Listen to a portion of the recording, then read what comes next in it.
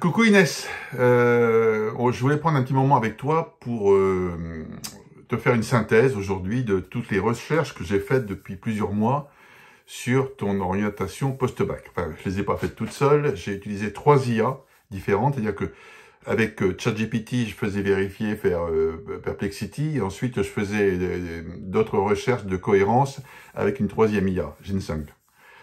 Bon, tu vas voir, ça peut paraître un peu compliqué, mais maintenant que j'y vois clair, je vais essayer de tout expliquer très calmement. Alors, l'idée, bien sûr, c'est que à la fin de cette vidéo, tu y vois toi et tes parents, Abdel et Mayan, plus clair et que tu sois plus à l'aise avec les choix que tu vas devoir opérer. D'accord? Alors, on y va. Bon, premier enjeu, choisir une grande direction pour l'avenir. Alors, aujourd'hui, tu as que 16 ans et demi et on a déjà loupé un épisode en seconde, puisque tu aurais pu faire la SC2A, on l'a loupé parce que je savais même pas que ça existait, toi non plus d'ailleurs. Et puis aujourd'hui, c'est comme ça, à 16 ans, 17 ans, on est obligé déjà de se déterminer. Alors, c'est pas moi qui suis ministre de l'Éducation nationale, mais c'est comme ça que ça se passe maintenant, malheureusement. Bon, alors, revenons à nos moutons. Tu es aujourd'hui entre deux pistes principales, celle qu'on pourrait appeler l'univers des métiers des arts graphiques, avec tout ce qui touche au dessin, au design, au numérique et à la création d'images, et l'univers des langues, notamment l'anglais, avec des métiers plus tournés vers l'international, la communication, la traduction, voire l'enseignement. Alors, ce sont deux domaines qui demandent des approches différentes, et il faut qu'on les regarde pour savoir ce qui te plaît le plus, mais pas seulement, car le second pourrait être, c'est-à-dire les langues, pourrait être un plan de repli par rapport aux difficultés du second. Les difficultés du premier, les arts graphiques. L'idée, c'est d'avoir un plan B pour qu'après ton bac, tu te retrouves pas caissière chez Carrefour, c'est-à-dire pas sans rien, car il faut savoir que pour les bacheliers généraux LLCER, c'est-à-dire ton cas, le pourcentage de jeunes voulant aller en DNMed, c'est 80% de refus. Bon. Alors, Inès, avec cette présentation, retiens d'abord un proverbe. C'est pas parce que c'est difficile que c'est impossible. Et c'est souvent dans l'adversité que naissent les plus belles réussites. Voilà. Une fois que tu as compris ça, tu te dis on va y arriver. Alors, dans cette vidéo, je vais faire d'abord un focus sur les arts graphiques et la filière DNMed. C'est une voie artistique à explorer avec méthode. Pourquoi? Il existe 14 spécialités différentes dans cette filière. Et ce que beaucoup ne savent pas, c'est que c'est pas un tronc commun. Chaque spécialité, dès le démarrage, est très ciblée, avec des savoir-faire spécifiques. Alors, je vais t'aider à t'y retrouver avec un classement que j'ai synthétisé en 3 grandes catégories. La première catégorie, c'est la spécialité alignée avec ton profil et tes points forts. Ce sont celles qui te correspondent le plus, d'après tout ce que tu m'as montré, tes dessins à main levée, ton goût pour les visages, ta maîtrise numérique d'Instagram, etc., et ton sens esthétique. Donc, le premier, c'est le DNMed graphisme. Tu travailles sur l'image fixe, affiche, identité visuelle, édition, illustration. C'est probablement la voie reine pour toi. Sache que les rémunérations en embauche sont entre 22 000 € et 28 000 € par an, en brut, pour un graphiste junior en agence ou en freelance. Alors, j'ai aussi demandé aux 3 IA d'aller regarder les tendances avec l'arrivée de l'intelligence artificielle. Bon, le graphisme, c'est une tendance plutôt une stagnation ou légère évolution selon les profils. Bon, c'est pas le métier d'avenir, c'est clair. Deuxième catégorie. Le DNMed numérique, motion design, c'est à mieux. Alors là, tu entres dans l'univers de l'image animée, tout ce qui est vidéographique, animation, typographique, petits films animés, etc. Les rémunérations à l'embauche sont déjà supérieures, entre 24 000 et 30 000 € bruts par an, selon les projets, et selon les jeux logiciels que l'on maîtrise, After Effects, Premiere, Blender, etc. Tendance avec l'arrivée de l'IA, forte dynamique, normal, on s'en doute. Le troisième, dans cette première grande catégorie, c'est le DNMed numérique, qu'on appelle UX ou UI design, c'est-à-dire plutôt porté vers le dessin d'interface pour les sites web, les applis mobiles, et une forte part de réflexion sur l'expérience utilisateur, c'est-à-dire comment un utilisateur se sert de son mobile, des applications. Là, les rémunérations montent. Sur l'embauche de 28 000 à 35 000 euros brut par an, avec une nette progression possible dans les 2 à 3 années d'expérience. Tendance avec l'IA, très forte croissance. Voilà. Ça, c'était la première catégorie. Deuxième catégorie, c'est toujours dans les 14 spécialités du DNMed, c'est toutes les spécialités qui sont plus éloignées de ton style. Design d'objets, design d'espace, tu sais les architectes, design textile, spectacle, scénographie, céramique, bijoux, matériaux. Bon. Troisième catégorie, attention, ce sont des spécialités beaucoup plus exigeantes en technique, donc en maths, et aussi très saturées, comme l'animation, le dessin animé, 2D, 3D, le design interactif, l'événementiel ou la médiation culturelle.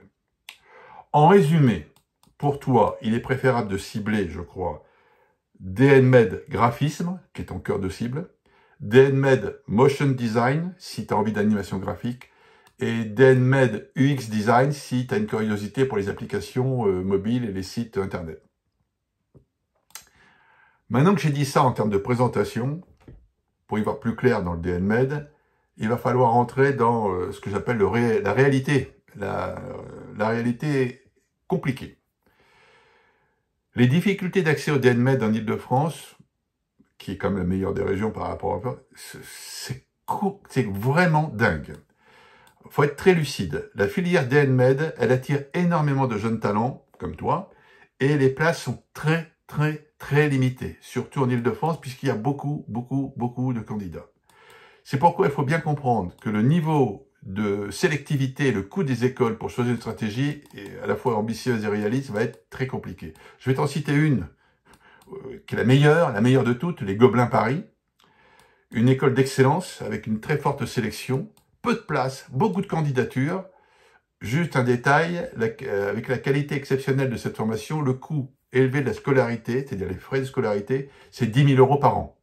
Et ça la rend évidemment inaccessible pour la bourse de tes parents, je crois. Alors, viennent ensuite les 3 écoles publiques les plus réputées pour le DNMed graphisme. L'école Boulle, c'est un DNMed mention graphiste, école très prestigieuse dans le domaine des arts appliqués, avec un taux d'admission estimé à moins de 5%. Il y a 100 candidats, il n'y en a que 5 qui sont pris.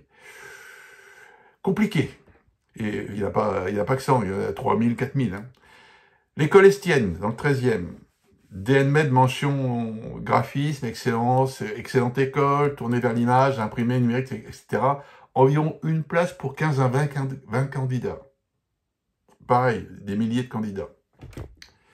École du Perret, dans le 3e. DNMed mention graphisme, très demandé, notamment pour les arts visuels et textiles. Moins de 10% d'admis. Alors, ces 3 écoles sont reconnues au niveau national et international, mais leur accès reste extrêmement difficile, même avec un bon dossier et de la motivation. Il y a ensuite les écoles intermédiaires, intéressantes, mais toujours assez sélectives. J'ai trouvé le lycée Jean-Pierre Vernant à Suresnes, qui fait un DNMed graphisme, avec un taux de sélection estimé à 15%. Le lycée Auguste Renoir, dans le 18e, qui a un DNMed graphisme avec un taux d'admission d'environ 20%. Etc. Bon, conclusion pour toi Inès, tu peux viser une ou 2 écoles très sélectives dans le Parcoursup, comme Boulle ou Estienne, on va oublier les Gobelins, parce que, ce sont des vœux ambitieux, je te rappellerai, comme j'ai fait avec Adam, la stratégie des vœux et des sous-vœux, mais il faut prévoir des vœux intermédiaires, plus accessibles pour garantir une admission, sinon tu seras caissière à Carrefour, je te le redis. Hein. Alors, ce constat nous amène à explorer aussi une nouvelle voie que les IA m'ont dégoté. Alors, ils ont allé chercher des informations mais incroyables hein, dans les blogs des anciens élèves, etc. Enfin, ça a été vraiment, j'étais stupéfait. Alors, je reviens à cette voie du BUT MMI. MMI comme multimédia, je crois que ça veut dire. Plus accessible, tout en construisant une nécessité de construire un portfolio puissant dès maintenant, qui sera ta carte maîtresse. Alors, qu'est-ce que c'est que cette alternative concrète et accessible par le BUT B comme bachelor, hein, MMI? C'est une formation publique de 3 ans, bon, donc niveau Bac+3, accessible via Parcoursup. Elle vise à former des professionnels polyvalents dans les domaines suivants: création numérique, design graphique, motion design, communication digitale, stratégie de contenu, les réseaux sociaux, développement web, conception de sites, d'applications interactives, audiovisuel. Alors, cette formation, elle est particulièrement adaptée si tu souhaites allier créativité et compétences techniques, avec une orientation vers les métiers du numérique, qui payent. Alors, les IUT en Ile-de-France adaptés à ton profil, malheureusement, il n'y en a pas pléthore. Il y a là, ChatGPT m'en a trouvé trois IUT publics. Qui dit public dit plutôt gratos. Hein, bon, ça, qui propose le BUT MMI en Ile-de-France. Ils sont classés selon leur réputation. Alors, d'abord, les UT de Paris, Rive-de-Seine, ils dans le 13e, très bonne réputation, classé parmi les meilleurs IUT de France, taux de sélection élevé, une place pour 10 candidats. Particularité, forte orientation vers le design numérique et la communication visuelle. L'IUT de Marne-la-Vallée, l'unité Gustave Eiffel, qui est pas très loin de chez toi, à Champs-sur-Marne. Réputation bonne, reconnue pour ses projets innovants. Taux de sélection, ils disent modéré, c'est environ une place pour 5 candidats. C'est mieux déjà. Bon, cette IUT propose un bon équilibre entre la création numérique et le développement web. Il y a l'IUT de Montreuil, qui est à Montreuil, réputation sérieuse, orientation équilibrée entre culture numérique, audiovisuel et communication, un taux de sélection raisonnable, environ une place pour 6 candidats. Bon. Alors, pourquoi le BUT comme un business, bachelor universitaire, je sais plus trop quoi. Pourquoi c'est une option pertinente? Tiens, mon iPhone s'est cassé la gueule. Je vais quand même le remettre parce que sinon, tu vas pas bien me voir et c'est important que tu me vois bien. Hein. Alors, non, tant pis. Allez. J'en étais où, moi? Faut que je retrouve mon truc. J'allais te parler de...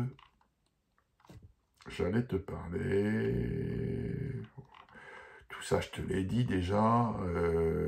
Ah, le fameux BUT MMI. Alors, ça y est, j'y arrive.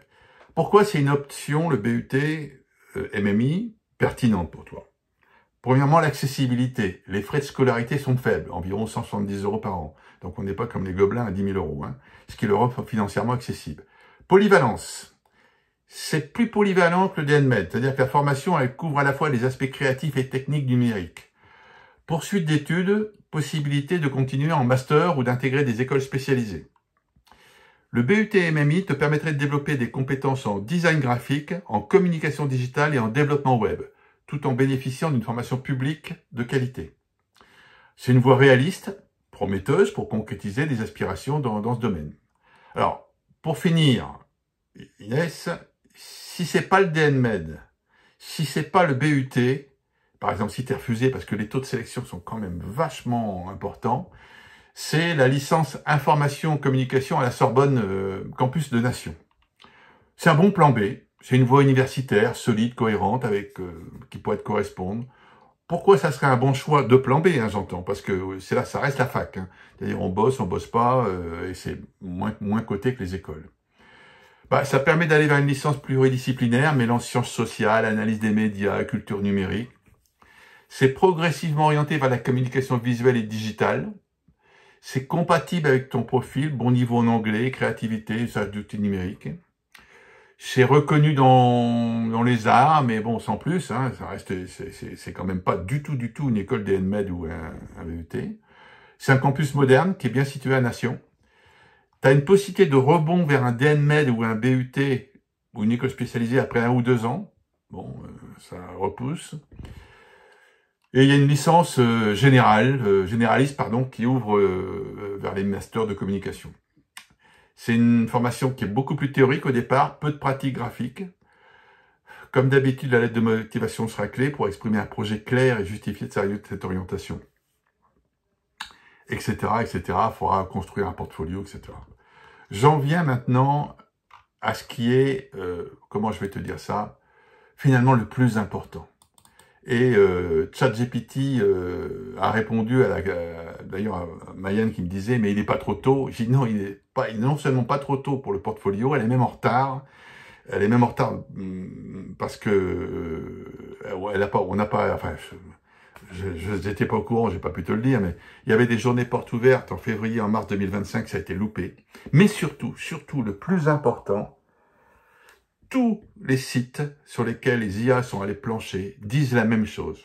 peu importe le carnet de notes, enfin à condition qu'elle soit bonne évidemment, ce qui va faire la différence sur les taux de sélection, c'est le portfolio. Autrement dit, même avec une très bonne moyenne générale, celui qui aura un bon portfolio sera pris, et tu as vu le nombre de places, hein, une pour 5, une pour 10, et celui qui a un portfolio, on va dire, moyen, il ne sera pas pris. C'est ça. Et maintenant, le portfolio que tu aurais dû déjà commencer depuis 1 an, en mettant tout ce que tu as fait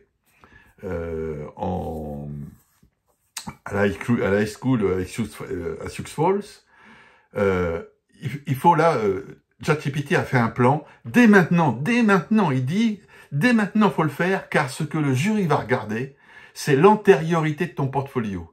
C'est-à-dire, qu'est-ce que tu as construit pour, ils vont essayer de voir dans ton portfolio la progression de ton dessin. Bah, peut-être que tu faisais des petits zizi gougou au départ, tiens, la Claudine. Et ensuite, bah, tu as progressé dans ton dessin, c'est ça qu'ils vont regarder. Donc, il va falloir faire un portfolio qui s'étale dans le temps le plus longtemps possible. Et ChatGPT a fait un plan d'action où, grosso modo, chaque mois, avril, mai, juin, juillet, août, jusqu'à décembre, il a prévu tout ce qu'il fallait que tu fasses. Grosso modo, il faut que tu y consacres au minimum 2 heures par semaine. Et au-delà de l'alimenter, il va falloir aussi que tu dises que tu as, par exemple, acheté ou que tu t'es procuré une licence de tel logiciel et que tu as appris à t'en servir. Il faut montrer dans ce portfolio que tu t'investis dans des outils informatiques de dessin et que tu essayes de faire différentes choses. Enfin, j'ai 3 ou 4 pages sur ce sujet. Ce qui est clé, c'est de ne plus perdre un seul instant. Le portfolio doit exister de manière très concrète, être alimenté, pas tous les jours, c'est une façon de parler, mais vraiment dès maintenant. C'est ça qui fera ta porte d'entrée quelque part. Je ne sais pas où, car comme tu l'as vu, c'est très compliqué.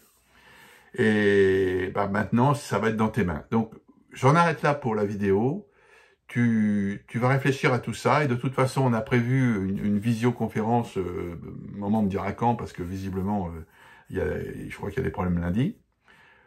Moi, je dis, ouh là là, le challenge et la barre est élevée. C'est ton avenir, parce que soit tu décides d'être pauvre pour demain, c'est-à-dire être à découvert tous les mois, bah, fais rien, là c'est sûr, tu y seras, il n'y a pas de problème. Soit tu seras dans la petite couche moyenne, les gens qui tirent le diable par la queue. Soit tu te donnes les moyens maintenant d'être parmi les gens qui seront qualifiés de plus aisés et qui gagneront leur vie. Ça va être compliqué, mais on peut y arriver si tu te bats, si tu fonces, et vu le talent que tu as, si ce talent, tu arrives à le mettre noir sur blanc, enfin, avec des couleurs, dans ton portfolio, et que tu montes ta progression, on va y arriver. Attention, faut que tout ça, d'après ChatGPT et Perplexity, faut que ton portfolio soit terminé pour la fin décembre de cette année, hein, j'entends, pour ensuite l'adapter en fonction des journées portes ouvertes que tu vas commencer à faire dès janvier, février, mars. Sachant que fin décembre, on ouvre Parcoursup, et qu'il y a plein de choses à faire. Chaque école doit avoir une lettre de motivation particulière, en faisant référence à leur actualité. Par exemple, j'ai découvert qu'il y avait une école qui était partenaire d'un événement à Grenoble, sur l'image, la création. Ben, tu glisses que tu as vu ça, ou tu y as été, même à la limite, bam, tu sors du lot. Voilà, il y a plein de choses à faire, vraiment plein. Voilà ma biche. Bon bah écoute, je crois que j'en ai dit beaucoup. À toi de voir maintenant. Et puis, bis, on se rappelle. Ciao, ciao.